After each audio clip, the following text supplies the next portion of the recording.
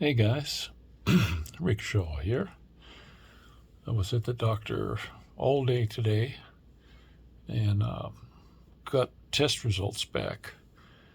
And I got to see the doctor. I'm back over to VA, and I got to see that doctor down there. I really like Dr. Mike, and I like him because he'll sit there and go into detail on his explanation.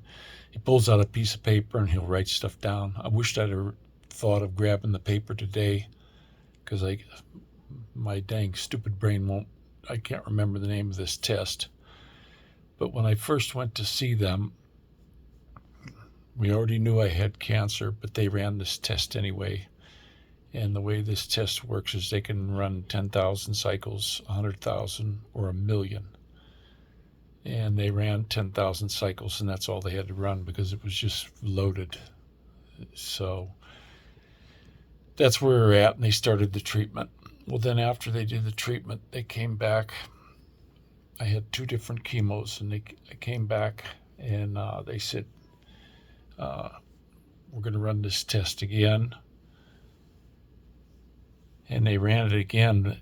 Didn't find nothing on 10,000 cycles, but on 100,000 they did, just a minor amount. So they wanted to, basically the way he explained it, like in a war situation, he wanted to mop them up. He wanted to mop up the last of the cancer with the stem cell and with my own stem cells. There's a big difference in stem cell therapy when I get my own stem cells back.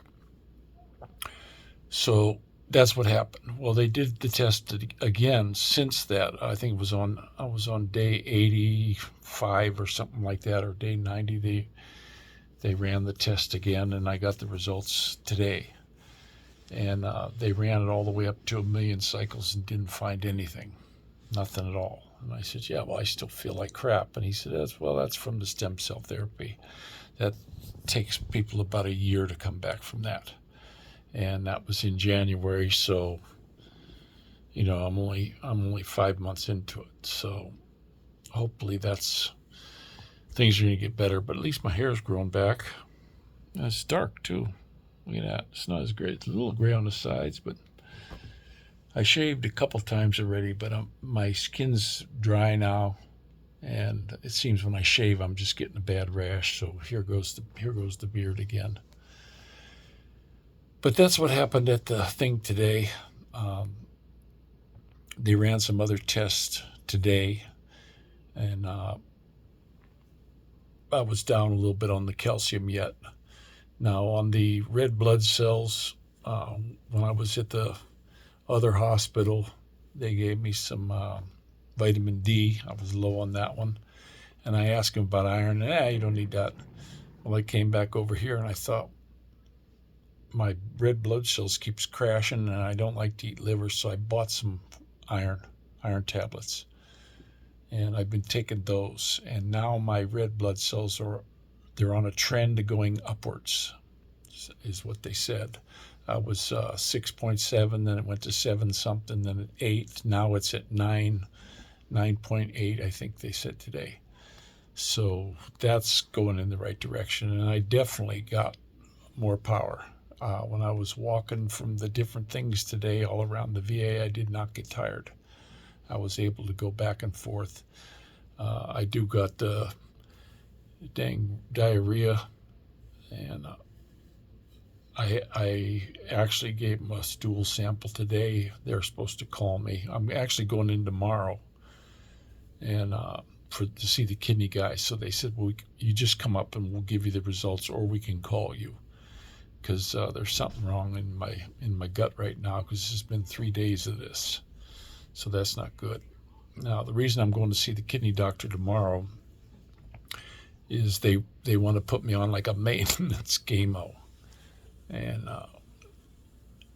one of the things he gave me the names of those, and while I was waiting in the waiting room, because you go in and then you leave and you come back and you leave and you see the other doctor, and I looked them up, and definitely damaging to the kidneys. So I brought that up to him. I says, yeah, I understand that can hit my kidneys hard.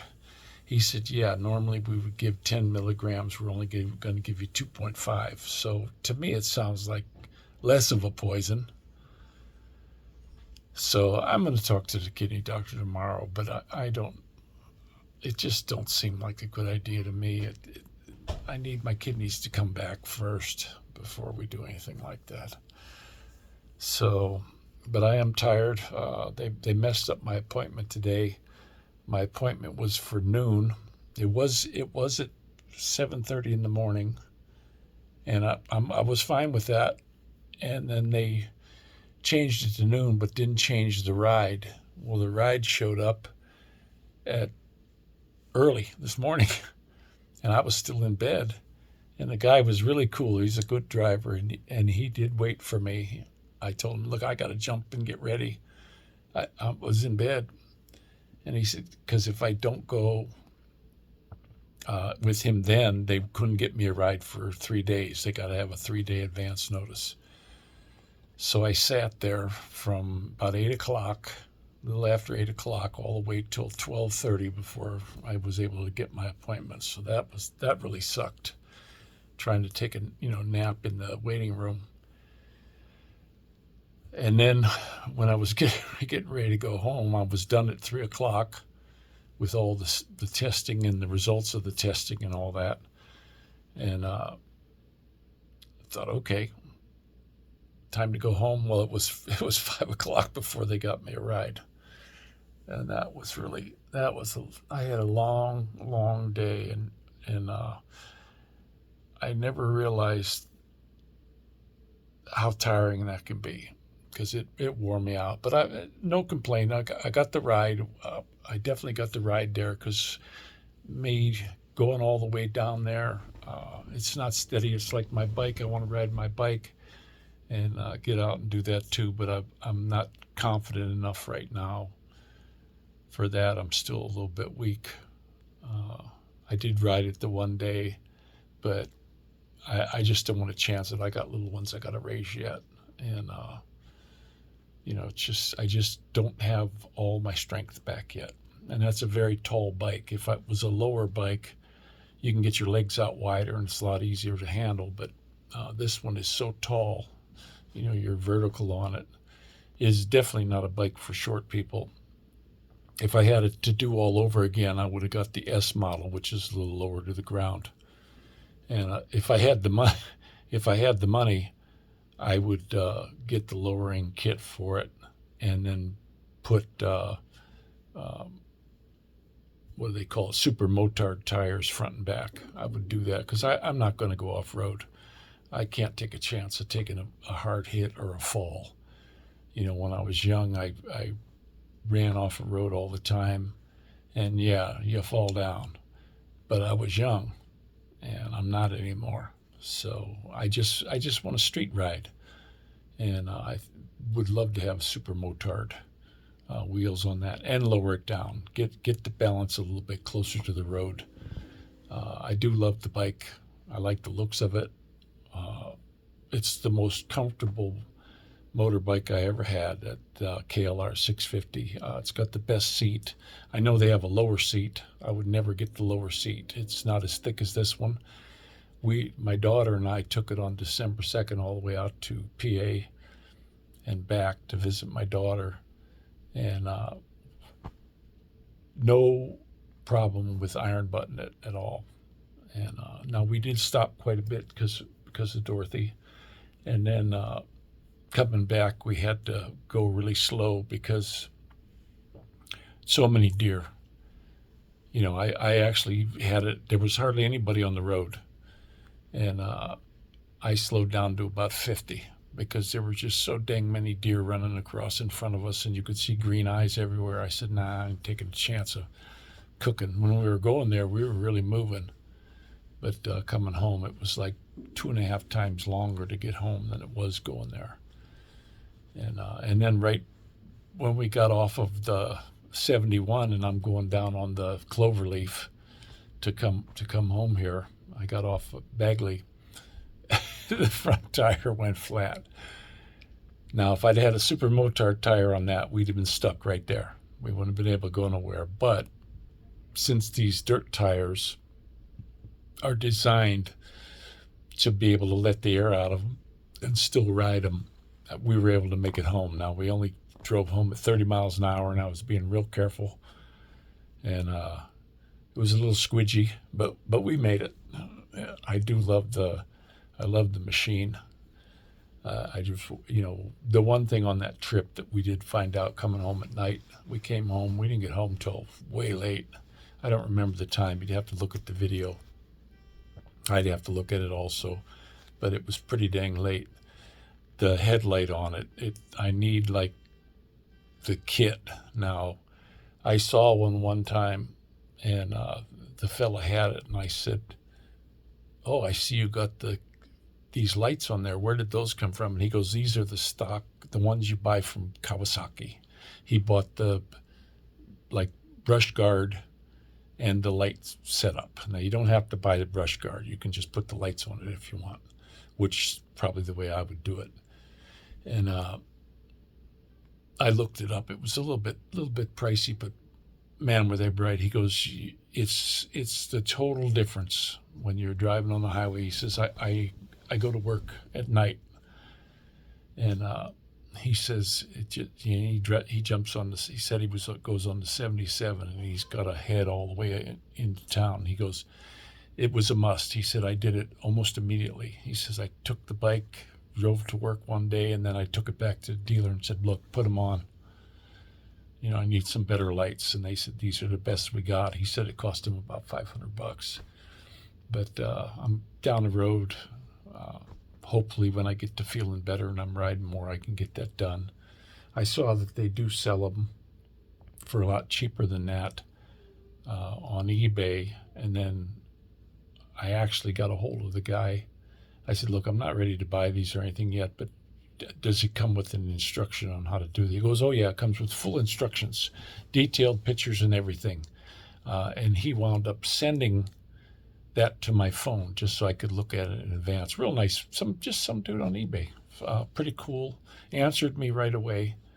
And it is a nice looking thing, and it's each lamp, I believe, is like 100 watt. Super bright.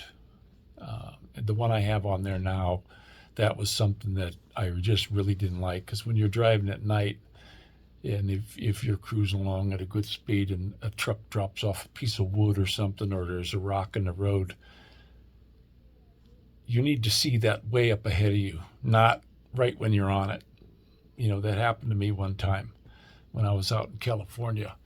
I was zipping up the road and really cooking. I was on my Buell Ulysses, and I'm flying down the road, and I didn't have the bright lights on because cars were coming, and it was they were kind of glaring on the road, and I hit a rock. Now, that bike is something that you just couldn't fall down on that thing. I mean, it threw me, but I still think that's the finest machine ever made. I wish I still had it. There's no other bike. The KLR is the closest thing to it, I think, but that Buell Ulysses that I had was the finest machine. I'll say that. I've never seen anything before or any bike after that was as good as that bike, and Harley shut them down. That's why I thought, you know what, Harley can just take their bikes and stuff them. I got a Kawasaki.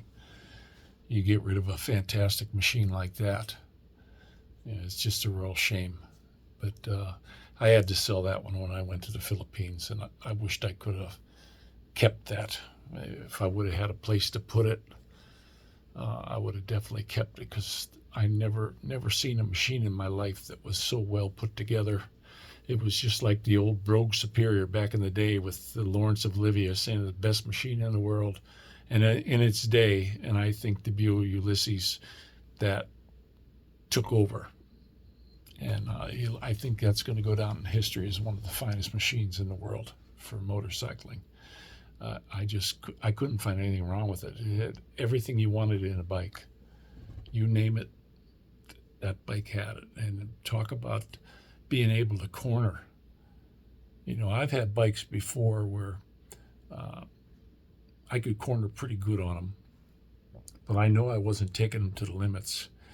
This thing, I laid it over so far, those little nubs that are on the bottom of the foot pegs, those babies gone, and it was fun to scrape them off. I mean, I just was like, hey, this is great. Because I was out in California doing the twisties, like the Azusa Run and stuff like that. And I had buddies that had Suzukis and all these things, and I kept right up with them. I practiced a little while first going to work, and then when I started riding with the guys, you can't really pass people on those kind of roads unless you get a big long straightaway, and the bike definitely has the power to do it because you don't have to shift so much. You're already there in the power band. But I was happy to stay with these guys that have been doing it their whole life, and me, I was a novice at it, and I just figured if they can do it, I can do it. And I had a buddy out there that was he was a really good rider, and he says that bike will never let you down. He said that is the machine to have, and he was right. He was absolutely right. That thing just cornered. Now it did go through tires. The Pirellis that were on it when I got it, I wore those things out so fast it wasn't funny. And then I put on Michelin Pilots, and then the next set of tire I put on was a Michelin Pilot 2, it was called, and that was the best tire I had on that bike. It held up a lot better, and I just felt more confident when I was riding. It was a little bit solid in the sidewall, and I think it was the best tire I had on that bike, and super one. This one here, when this front tire goes, I'm going to put a regular treaded tire on it. If I don't think I'll go to super motard because I like the idea in case if I get a flat. That's the easiest way. Just slow it down and get yourself home. Because repairing a tube tire on the side of the road, forget it. That's no good. And slime, if you want to carry that stuff with you, it might work. You could slime the tube and then fill it up with the compressor, which I carry with me on the bike. But it may work and it may not. Plus, are you still leaving a piece of metal in there or that broke off and pop another? It's you're taking a big chance. And if we super motard it too, those tires go flat, you're pretty much done. I've actually plugged one, but still I wouldn't do high speeds with a plug in there. The plug's just to get you home, do super moderate speeds, get yourself home, and then get that tire the hell off of there. Because I've seen guys that ran plugs or they patched them and they just have nothing but flats after that. Trouble. One of my buddies put a plug in it, was riding home, and it blew out, and he lost control because it was the front tire. Now I had a back one do that. I plugged the back one on my bike out in California, and the back blew out. I wasn't in the corner or nothing, but just the back one going out's scary. It'll definitely. I didn't fall. I didn't fall at all, and that one I couldn't slime it or nothing. I had to get the bike shop to come and get me. I wasn't too far from a bike shop. They came and got the bike, picked it up, put it on the back of a truck for me, and sold me a brand new tire, and that's all they charged me for, which was really cool. They said, look, this tire right here is going to be $150 installed, balanced, and I said, okay. And then when I got there, I says, okay, well, what about for the toe? Oh, no, that's covered. Toe's good on it. So that was actually at a Harley dealership, and it wasn't a Harley bike, so that they gave me a pretty good deal. But that's where we're at today with all the stuff. Sorry, I got bike on the brain. I want to ride my bike so bad. I just hope I get to feeling better where I can get out and sport around. I won't think I'll go on any big long trip until I get a little stronger, but I'd like to just putz around the neighborhood here. I went and I had to order this month glasses. I just can't see. My glasses that I have are not working good. And seeing the road signs, I don't see them. I see everything good inside the car. You know, I got that heads up display now, and I can see on the dashboard, like when I'm listening to my music, I can see the name of that. But if I'm in the distance, I can't see the signs that good anymore. So I said, okay, I got to go get some glasses. My old ones were 10 years old. I had that done, and the girl said, it's a big change. She said it's a very big change in your eyesight from these, because I gave her the old glasses to put on the machine to read. So I got two pair. I got one I'll keep here in the house and one I keep in the car, because I'm gonna wear them when I drive. I can set my map up in the car so I can see the road signs a little bit in advance, and I do use the thing in the car that, like, if we're going somewhere, all I got to do is punch in the address, and you can say it. I don't have to type in the address, which was why I never used it before, because trying to type all this crap in, I'm like, I don't even want to mess with that. You know, just show me a picture of a map, I'll figure it out. Well, this one here, you just punch the button and you just say what the address is. Now, it might show 2 or 3 different addresses, but then you pick the one that you just said. Because I did a 6214 Pearl Road or Smith Road something the other day to get an address, and it had like 2 or 3. And so I went ahead and I went to the one that I was actually saying. And it gives you turn-by-turn directions. Even if my music is playing, you know, the car is just full of wizardry. You know, I don't think I would ever want another vehicle that doesn't have all this cool stuff on it. It's just too cool for words, you know, to have stuff like that. So, but things are going good. I've been watching our president, and I'm watching these lunatics that are against him, and I'm sitting back thinking, you know what? They're so against him, and they say how he's failing the country, and the worst 100 days in 80 years and all this. Well, if they want to win next time, then why don't they just let him go? Don't do anything to stop him. Let him go. Let him ruin himself, is what I say. And that's where we're at on that. But crazy stuff going on. Crazy stuff. I watched a bunch of these liberals go crazy on Cinco de Mayo, saying, you can't have any tacos today or margaritas or nothing. That's okay. I don't really want any. So I'm going to let you guys go. Our fellow said, they forgot about my rickshaw glasses. Let's see if I got them here. There, one of our buddies reminded me. I wasn't thinking about these at all. I forgot about them. I had them hanging here on the lamp for so long. And don't forget to pray for each other. This is Rick Shaw out.